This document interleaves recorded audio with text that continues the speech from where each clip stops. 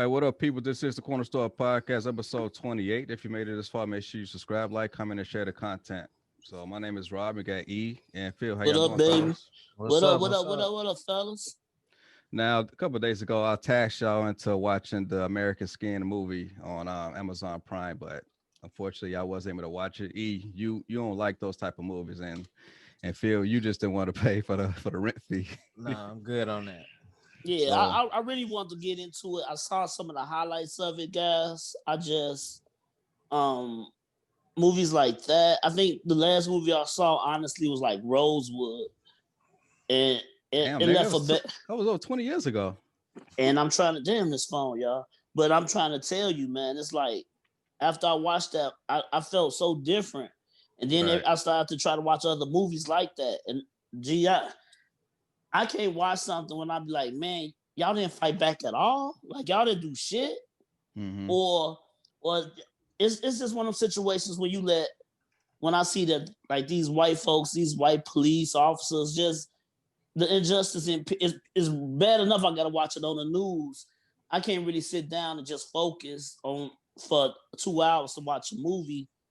And it really hurt me, man. It's like now I understand when some people like I really can't watch horror movies, Mm-hmm. and they be like, I can't watch horror movies. It's like I can't watch none of that exploitation of like black people or how they treated us back in the day. It really don't sit right with me. I just can't watch it. I'll be watching it. Could be a great movie. I just turn it off. I'm like, I can't watch no more of this shit. It touched me, y'all. It like. Motherfuckers be like, you hear a lot of motherfuckers say Eric ain't got no feelings, but like shit like that, it just hurt me so bad I don't even want to watch it. Mm-hmm. Like for real. I've always been like that. Like I said, probably since Rosewood. I mean, Mahershala got a movie, that Free State of Jones. I watched the trailer about 3 times. I tried to watch the movie for his sake, and I'm like, I can't watch this shit, man. Right. You know what I'm saying? Y'all can't treat us like that. And it's like, how people watching sports. I could do this shit. If I was there, I'll do this shit. If I look at that shit like, man, if I was there, my mentality would have been to fight back, and I'd probably been killed. You know what I'm saying? But I'm not gonna let y'all treat me like I'm not gonna be all shy, scared, and not scared to open my mouth and say what I want to say. Right. I see them Emmett Till pictures of how they did that boy, man. So if you was on a plantation, you would be a serious problem then, huh? I'd be nigga. I'd have been gone. You'll be gone.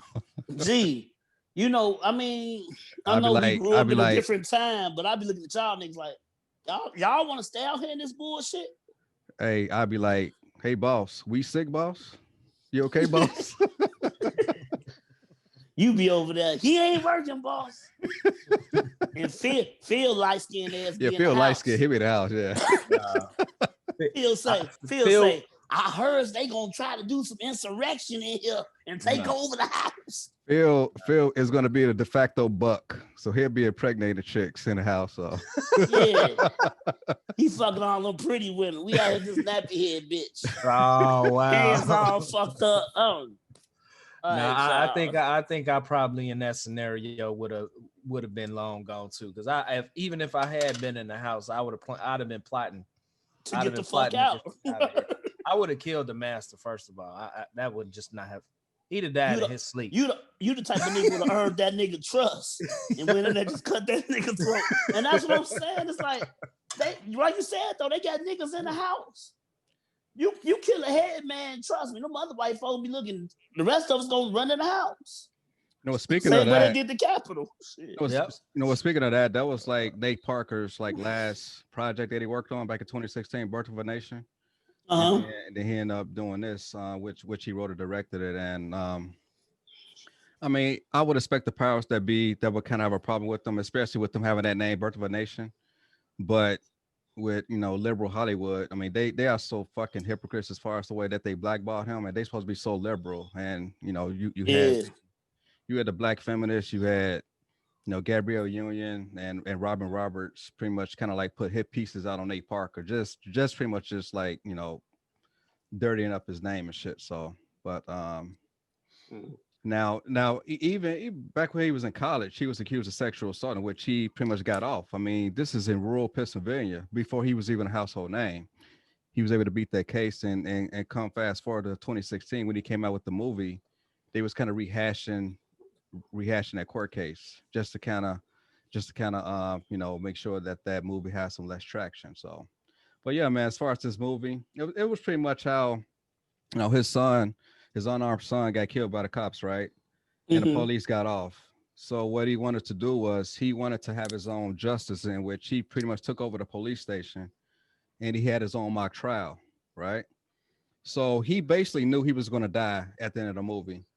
So he pretty much did this social experiment just to kind of put a mirror up on the police, in which he was willing to give up his life just to kind of show how the police policies and practices are pretty much going towards the black community.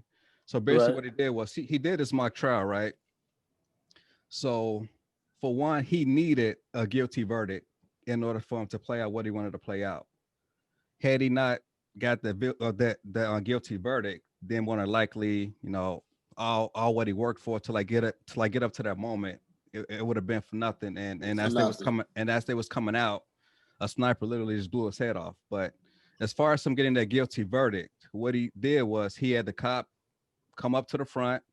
He made the cop get on his knees. He made the cop call his wife and kid and tell him that, he's not going to come home.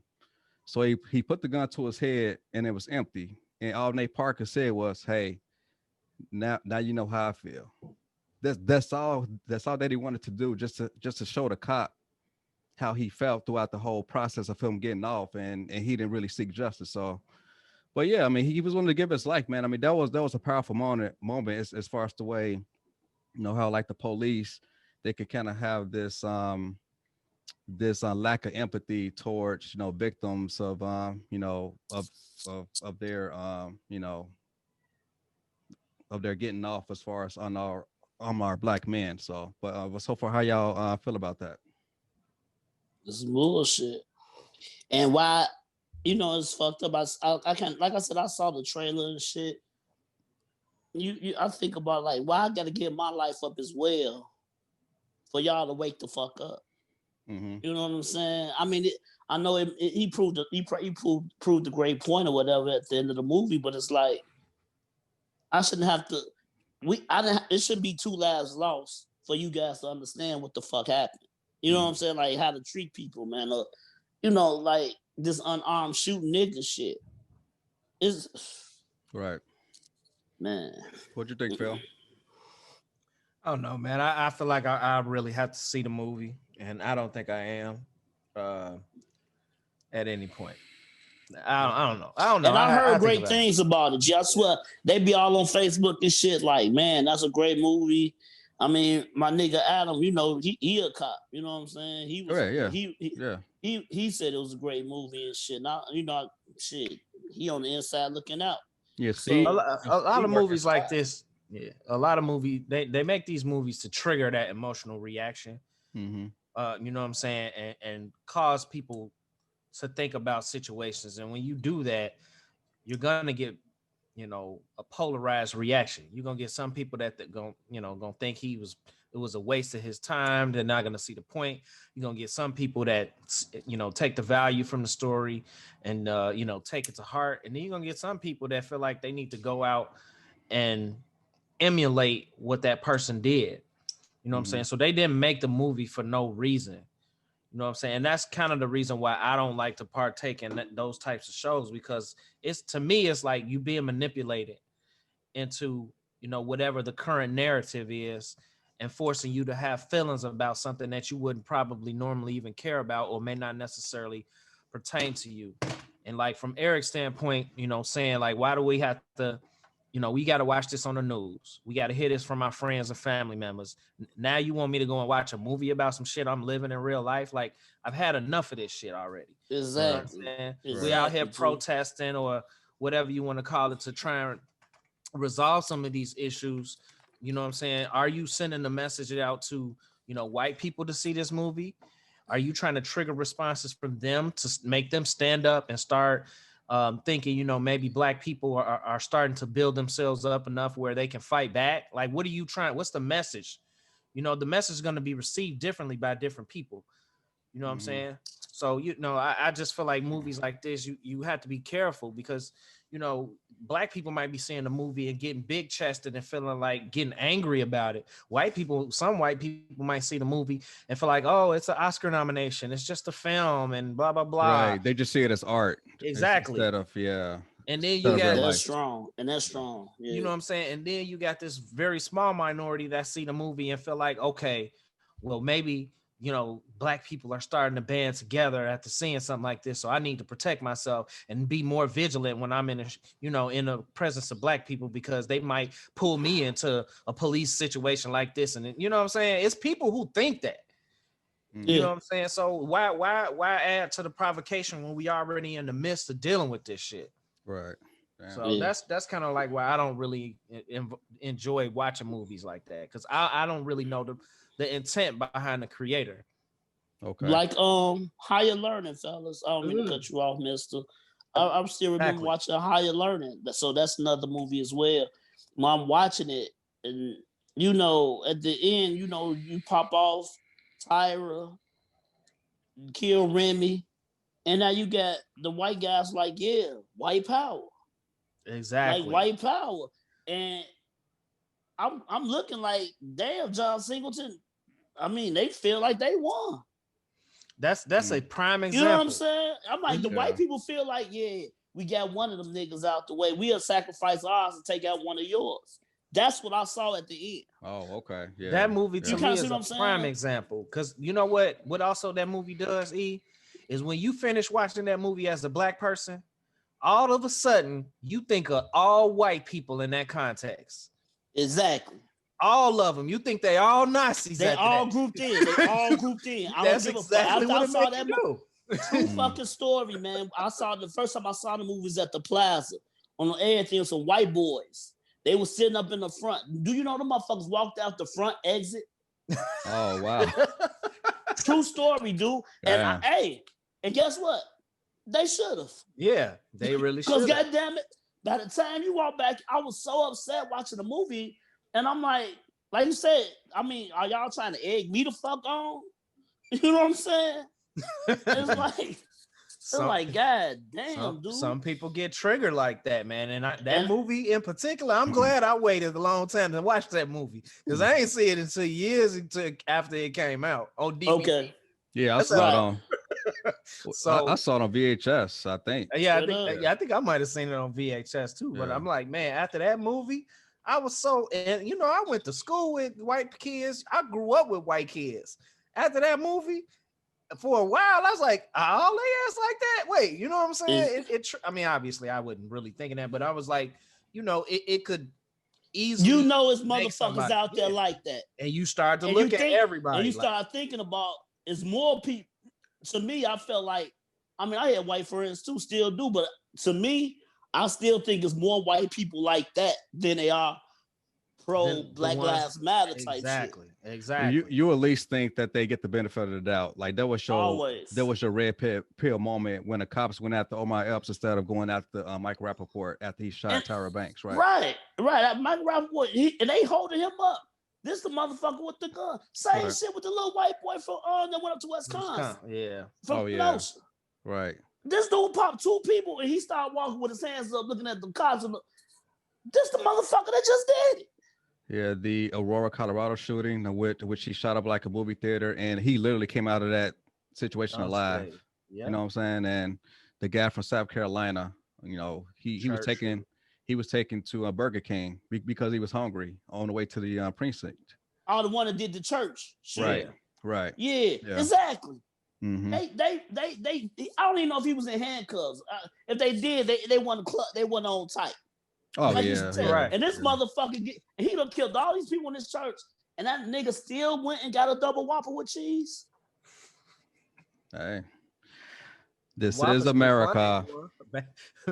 That's the king, right? Think about that shit, y'all. That shit. I mean, people really. Hey, two things that the movie touched on. I'm not sure if they embellished on these 2 points, but the first one was that according to police procedure, if a cop was to shoot someone, he will have to go home, and then one of his reps will like go to his house and like get the story from him. I'm like, what? Like, really? He don't stay on site and give his side of the story to both internal No, affairs and the union. I no, I thought don't think so I because never heard that before. whenever an incident happens, you're supposed to separate all of the parties involved so that other people don't start to influence your story. So that might Okay. be true. Okay. And a Okay, second, so they give me time to go home And and make a lie. make up some shit. that's the thing, right? Exactly. But at the same time, you by yourself in your lie. So if anybody else is present there, you're gonna create Right. conflicts that everybody Right, else right. can't solve. 3 people said this story. You don't even motherfucker saying it from your story. Right. Okay, But the fact that someone like internal affairs or office of professional standards is not gonna like accompany the union guy to the cop's house to like get the actual story. But you know, I thought it was unusual. But and the second was if a cop was to pull out his gun, he's trained not to de-escalate the situation. I was like, really? Train not to de-escalate, Yeah. or not just simply not trained to de-escalate. The way he said in a movie, once the gun is pulled out, Oh, they at are that point, they are encouraged not to de-escalate. It's like shit's about to get real now, like pretty much. So So if we I mean, pull our guns, I understand if if it done got for me to pull my gun, now the shit it's on. Now you see Right. the gun at you. Now it's up to that person to shut the fuck up. right. I'm not Right. saying I done said all I can say, and I guess. But No, I mean, I'm when not you saying- think wait, about wait. it, most police show up on the scene for us with their guns drawn.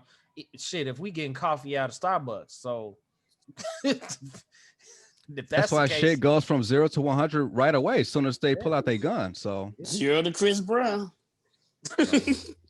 Straight up, man. And like you said, I understand when, and I can't lie, dude. Y'all, I was watching the news 3 days ago, and they said the cops was chasing this kid. This kid turned around and shoot back. I understand, dude. It's fucked up. You know what I'm saying? I like I said, I got a few friends that are police officers. I want their ass to come home too. You know. oh yeah. You know, I want them to come home every day. I want to hang out with them niggas and shit like that. But I mean, the but that's job is so fucking. The job is so. I get it. I get it, but that's a very overused cliche as far as like cops, they have to get home to their families. I mean, as a mailman, are you not entitled to like come home to your family? Yeah.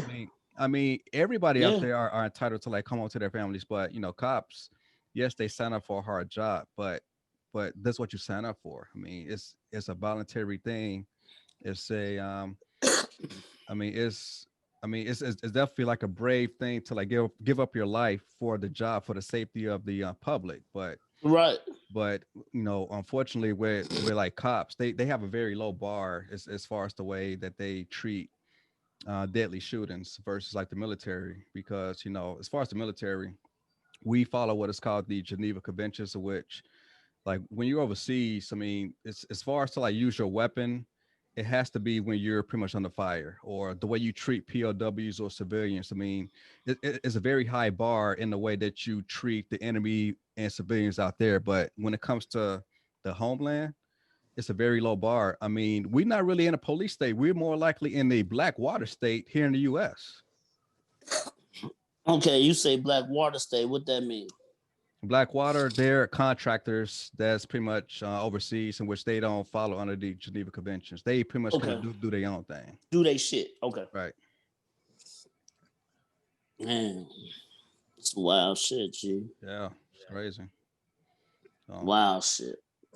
But like I say, man, you gave me a lot. Like I said, maybe one of them nights, you know, I'm just chilling on the couch and I might just throw it on. Mhm. You know, I really want to see the thing with that Regina King directed. Oh, One Night in Miami. One Night in Miami, yeah. Okay, I mean, yeah, now I want that- to see that too. Yeah. I really want to check that out. I'm thinking about checking it out. It won't be today. It might be tomorrow. I'm off one more day, so it might be tomorrow. She actually said something about how as far as her movies that she directs, she wants to have 50% women as the staff, and she I guess she come to find out that that's almost impossible because of the way I mean things run in Hollywood. But But you know, I guess she kind of like accepted like that type of fact. But yeah, hopefully the movie's gonna be pretty good. So They saying it's a I'll good definitely movie. support it. Yeah. Yeah, I'm gonna support it. I'm gonna support What is it? One night in what? it. In Miami? Miami. Yeah. It's about Sam Cooke, Jim Brown, Muhammad Ali, and Malcolm X. They all was kicking it one night in Miami. They had a hotel room. They conversated about them, you know, the lives that they were living at the time and coming up in this again racist system. You know what I'm saying?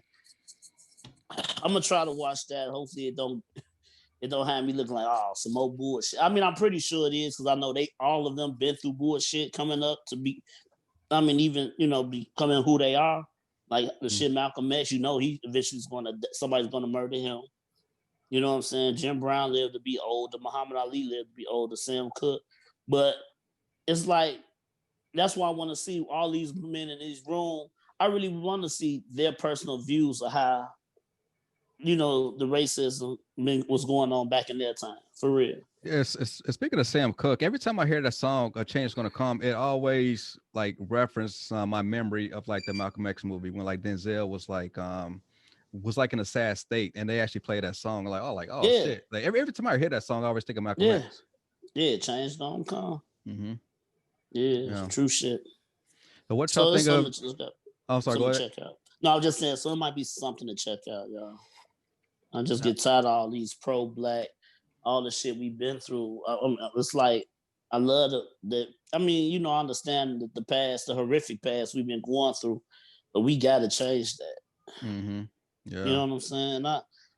We just got to. But go ahead, Mister. Go ahead. I didn't mean to cut you off. As far as the inauguration, like man, you was on the phone for like probably like a good hour, like doing the whole like leading up to it. So like what you think of it after we got the phone, as far as like hearing the poet, hearing Biden's speech, and hearing Lady Gaga sing, and You know it what, was like a fellas? preacher.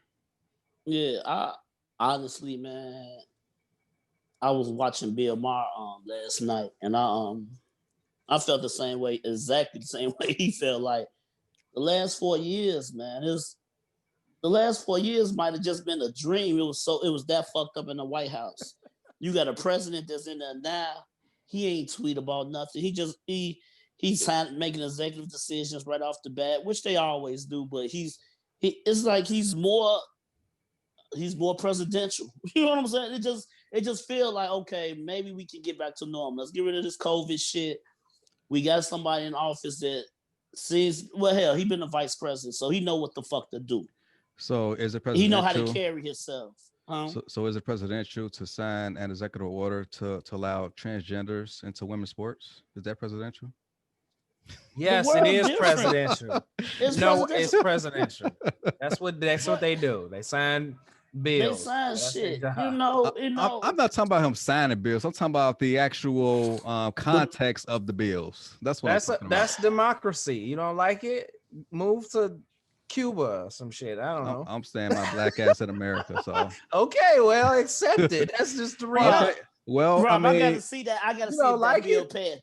Did that bill get passed, Robert? Since you brought it up, it was an executive order. It's an executive order. Forced it in. Yeah. But you can't. Okay, hey. So I didn't say we totally gonna agree with everything he said, but guess what? I mean, I'm gonna give him his 120 days, like I gave Trump his 120 days. So, do you want men to take scholarships away from your daughter?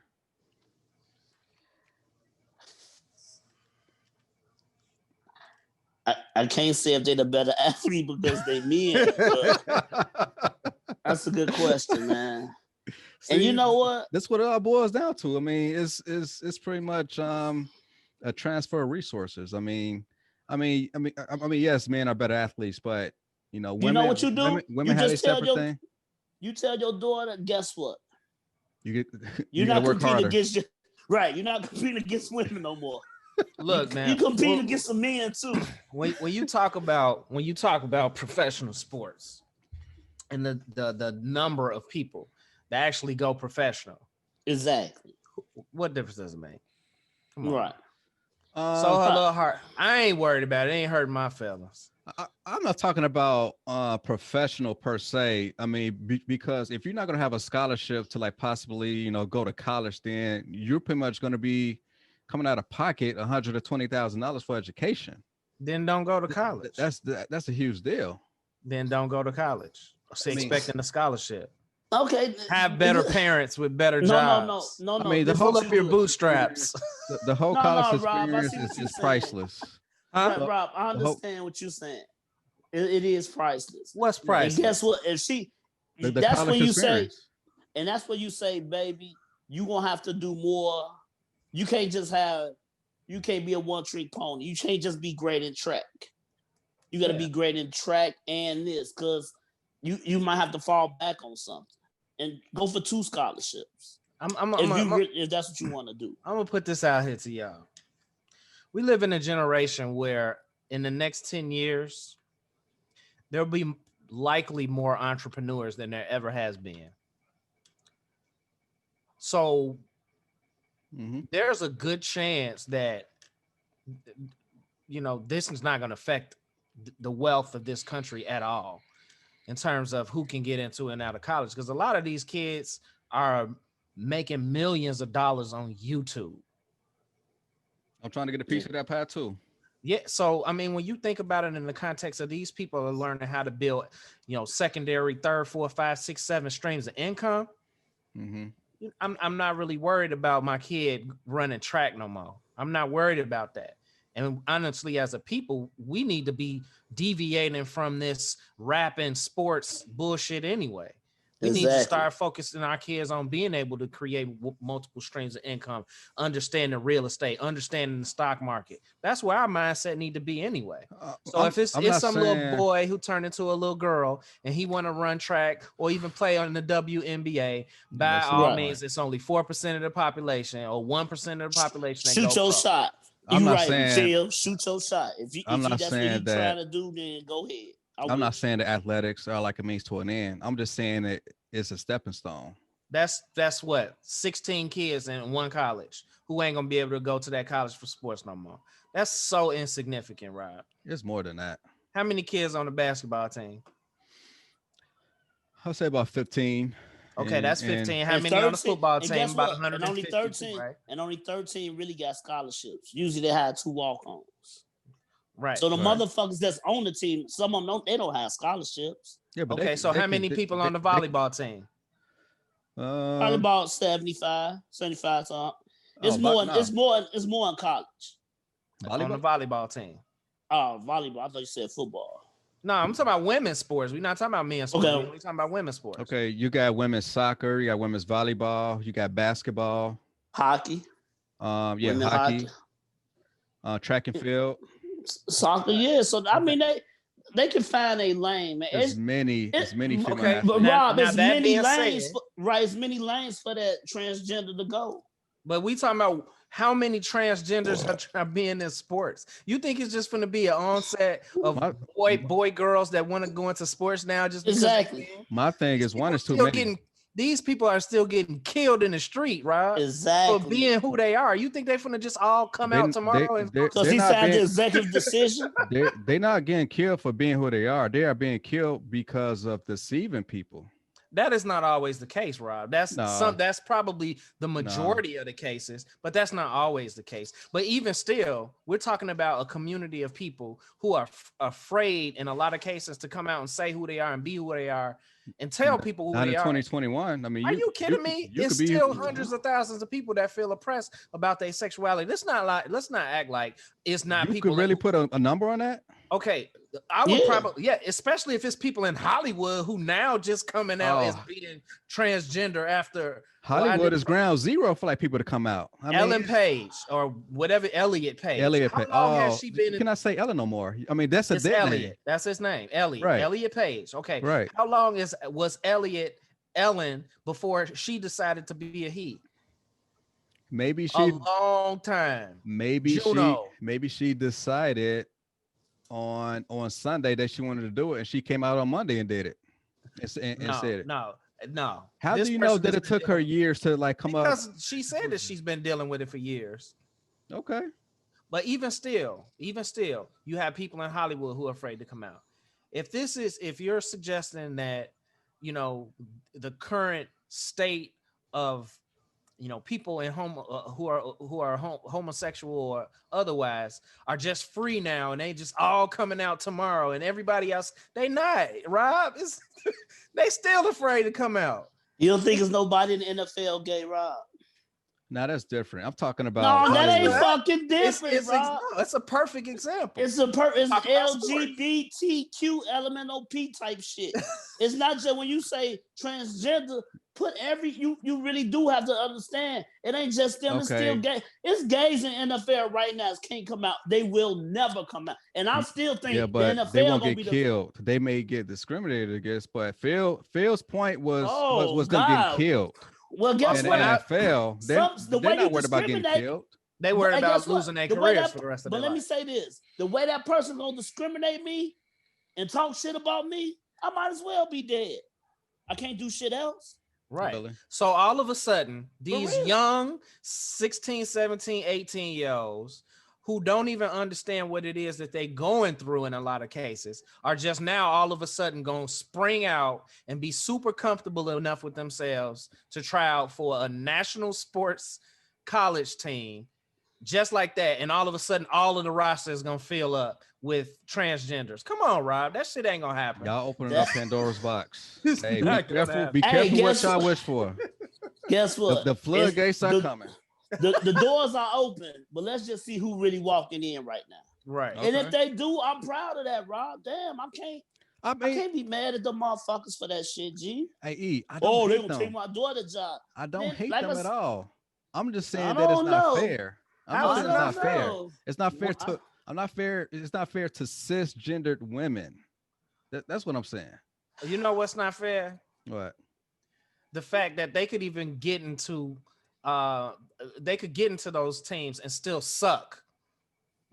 Okay, Right. just because they male don't mean they're gonna be good at it. They might just be good enough. It's a whole lot of us out here know how to play basketball. It ain't nothing but a handful Hey, of people who if going I pro. was to be in the WNBA, I could average about 25. You could average Them- about 8 seconds in the game, nigga. That's about what you can Shit. average. Shit. Excuse my French. Them bitches will bust his ass, man. Hey, E, if you was in the WNBA, how much would you average? I wouldn't. I'm talking about prime E. Prime E. I give you about 25.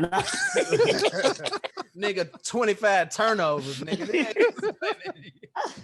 Prime E. Hey, Well, you nah, know what? hey, Shout out to look. the WNBA. I'm not hating on Shout out to y'all. I'm WNBA. just making light of the whole situation. Okay, So. watch this, mister. Last time we was out in Vegas, when we drove up there from LA, Phil, we was checking in the MGM. Las Vegas wasn't that? No, not Vegas. Whoever they played, they was checking out. Right. Nigga, them chicks, goddamn it, is 6'4", G. Honestly, if I was to play them, I could not get a shot off. Right.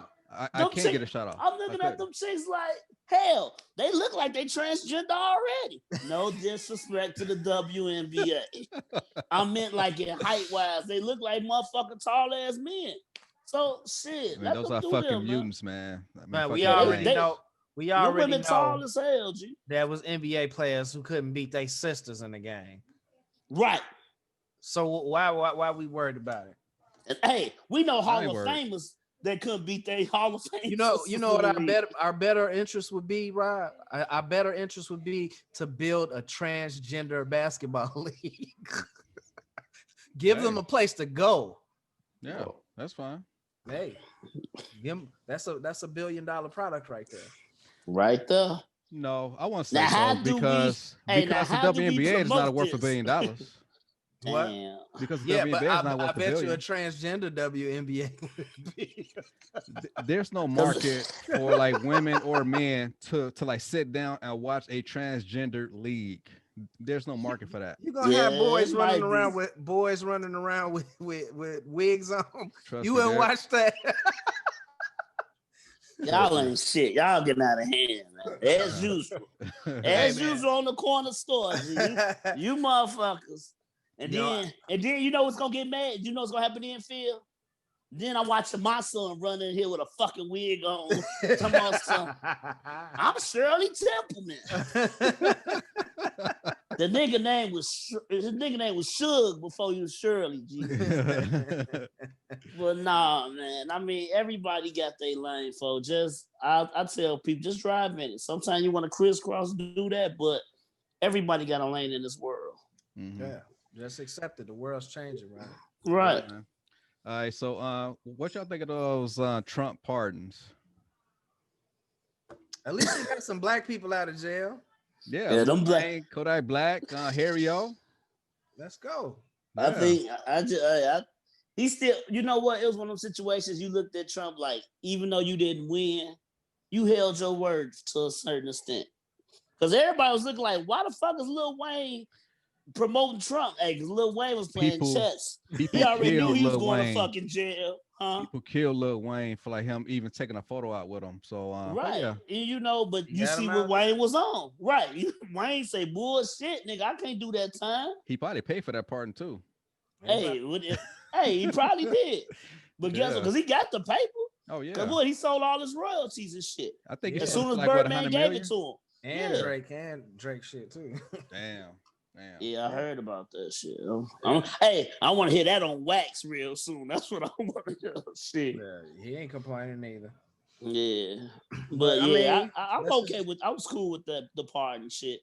Nigga, I didn't know Trump did better with minorities on this vote than he did his last election. And they was asking, how did that happen? And I think more people voted in 2020 versus 2016. Yeah, about 500,000 more people voted. Yeah, but a lot of them voted for Trump. And the guy was saying, when I'm talking about minorities, and they were saying Mexicans and stuff, they said, you know what? They didn't agree with nothing that he did, but they said they were so geeked that he passed out them stimulus checks. Right. And it was like, when the people was like, I don't agree with none of that shit, but guess what? He gave me some free money. Which they don't understand. Biden's finna do it as well. But you know what I'm saying? And that's why I feel like a lot of people don't understand politics, and that's why I don't never comment on it. But he gave you a check, nigga. He responsible for all these lies that was lost too. You know what I'm saying? Him and Pence, they was responsible for that COVID shit. Not nipping it in the bud early, G. I won't put it solely on them, but I mean, when you got a country not solely on them, but you got 300 million people, even when you got the word out that yes, we're in a pandemic, I mean, people will still act irresponsibly by, like going to the beach and not social distance and not wearing masks. So like, people got to take accountability as well. So I wouldn't just put it on Trump. Shout out to Eshete out there on the beach during the pandemic. As a matter of fact, I gotta catch up with that nigga on Facebook. Shout out to A, man. As a matter of fact, I wanted to say that it was 20 million more people voted than Latin. Okay. But yeah, go back and go ahead. What you saying, right? I should think that Eshete, I think he's doing some type of like independent reality show called LL Cool Ray or something like that. So I might have to get him on the show and like talk about it. So that's why he got them chicks on the beach. I ain't seen none of that. He on Facebook, right? Yeah. Yeah, I gotta find his I'll go to your friend list and request him. I think he's under Ray Kingston. Ray Kingston. Yeah, Ray Kingston. Okay. Yeah, try that. Yeah. Shout out to that nigga, man. Do your thing down there, Miami, boy. Now, just to talk about the election real quick. As far as all the minority groups, black folks overwhelmingly voted for Biden. Black men, I believe 85%, black women like maybe 92, 93%. But as far as let's say the Latino community, they were pretty much 50-50.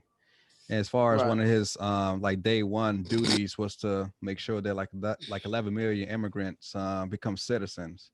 And like what I'm hearing now in the mainstream, as far as how these boule blacks think that they've been duped because he really don't have a black agenda.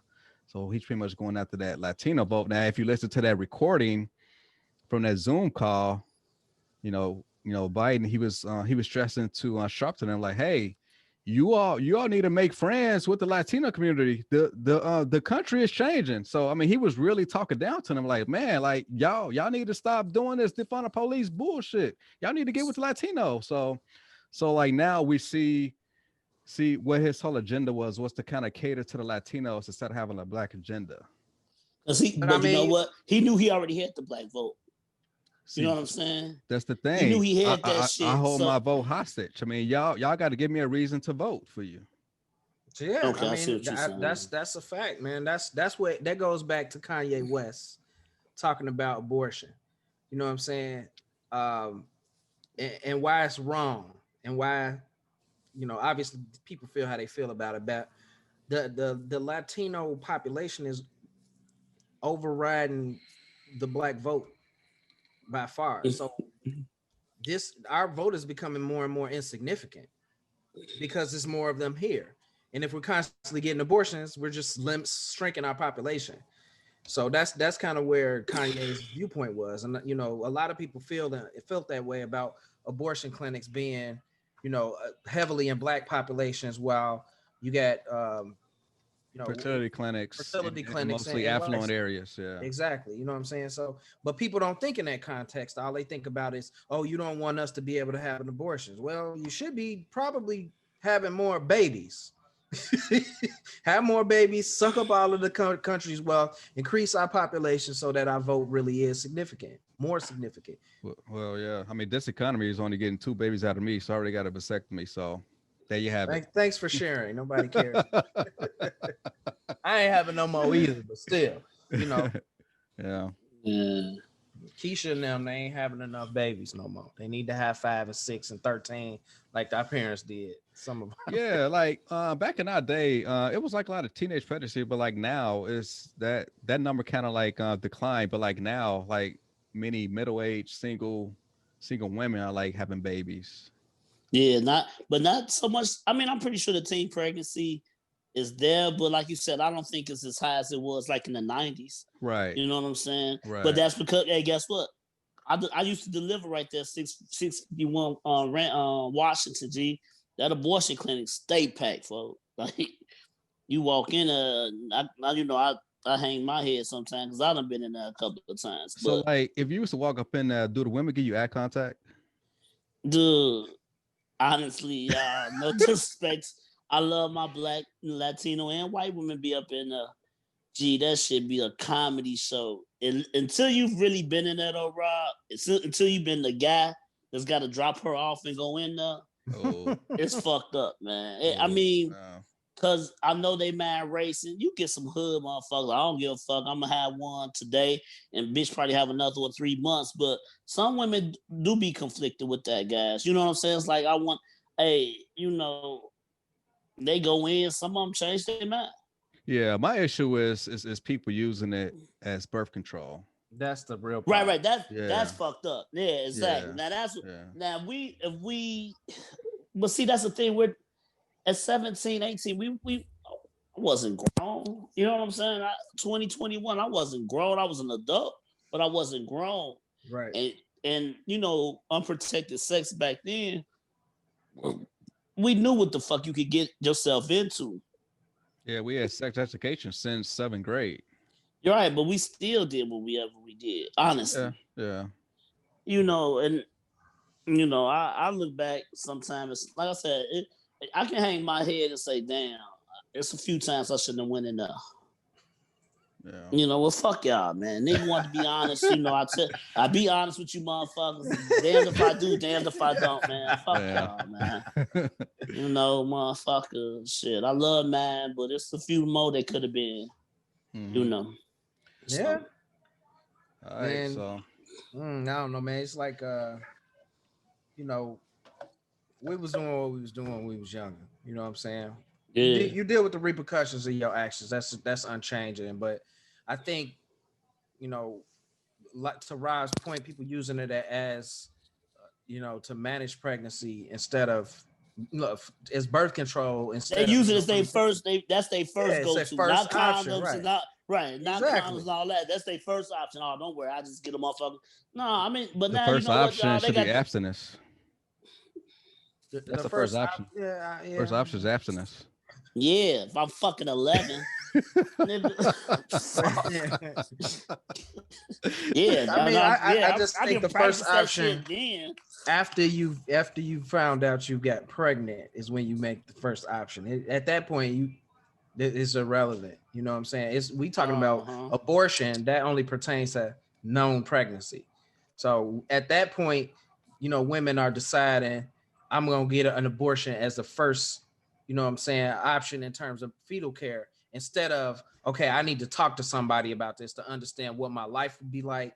You know what I'm saying? What can I do now to prepare for it if I decide to keep it? How is this going to affect me if I decide to have this abortion? Are those conversations really happening with women? They do that conversation in the clinic. Yeah, but is it with somebody that person is trustworthy? You know what I'm saying? I'm having this with the doctor, and the doctor may know the physicality aspect of it, but from the emotional standpoint, are they talking with somebody that they trust? Exactly. No. Okay, I see what you're saying. Yeah. So it needs to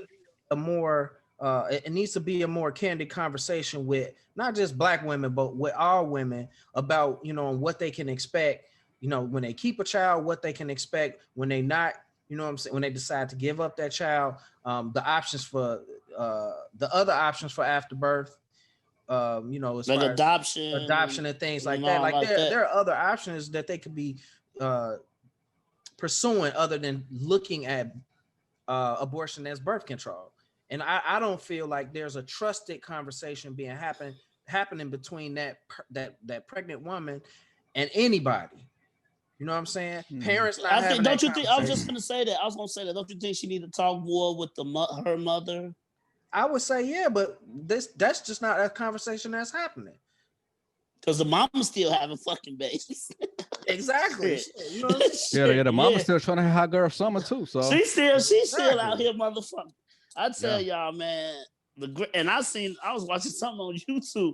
They showed a lady supposed to be a grandmother, 52, 54. She's gorgeous.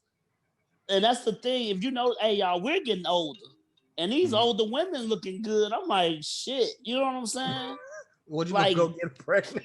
No, I ain't gonna knock the motherfucker up, but I'm just saying it's hard for that daughter to walk. Like you say, she talked to her mama like, shit, bitch, I'm on my way to the club. Right. I wish I still had my ovaries. Right. So but yeah. Well, yeah. I just don't know that there's a communal place for women like that to feel comfortable to go and engage with other women in the same situation and make the best decision for themselves, because we all know of certain women who have a kid and it all goes to hell, but we also know women who have a kid and all of a sudden they life do a complete 360 and they or 180 and they came up. You know what I'm saying? True that. So what I'm gonna do for my little homework for today, y'all, it'll be a quick segment next week. I'm just see where do women go if they got things like that for women sincerely that when they pregnant they go to. I'm gonna check that shit out. I'll let y'all know about that shit next week, man. Okay. Well, ladies, if y'all feel triggered, I mean, I'm sorry that we're mansplaining about an abortion issue, but we all have daughters, so that makes us qualified to even have this conversation. So exactly. So all right. Well, I'm gonna go with the beauty of the week. Okay, shoot. Actually, I'm gonna share my screen. My beauty of the week is this young lady named Jade Eshete. She's from the show Billions. I just think that she is gorgeous. Let me see. Let me pull it up. You see her? Yeah. You see her? Yeah. I mean, I love a bad dark-skinned chick. So, and she's Guyanese, Ethiopian descent. She was born in Brooklyn. You can find her on Billions. And what I like about her is that she does has that stereotypical, boss bitch, successful, Black woman, but she's very classy and she has a charismatic presence to her on the screen. So, but yeah, I mean, she's more the female version of Mahershala when he was on House of Cards, as far as just like running shit on this show. Her character, okay, her character, exactly. So, but yeah, man, I just think she a baddie, man. So, what y'all think of her? And on that note, fellas, to all our listeners, please subscribe. I ain't gonna do that. I don't know that this is a very flattering picture that you just showed her. Oh man, I mean, what's wrong with her? I don't know. She's when you say baddie of the week, what are you saying, baddie? Because you make me think of King Magazine when you say No, baddie beauty. of No, the no, no. week. Beauty of the week. She is a beauty. So beauty. it's like in the Yeah. Jet magazine, because a Right. lot of them women, This because is you get a I'm beauty of the week in the taking. Jet magazine back in the day. You like, this bitch ain't all that, but you understand. what's her name?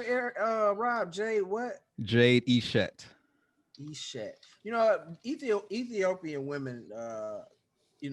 They can definitely be very, very beautiful women. I just think the image you showed of her wasn't very flattering. It's very basic. It was a very basic image of her. I've seen much better pictures of her. Yeah, she's absolutely gorgeous, hands down.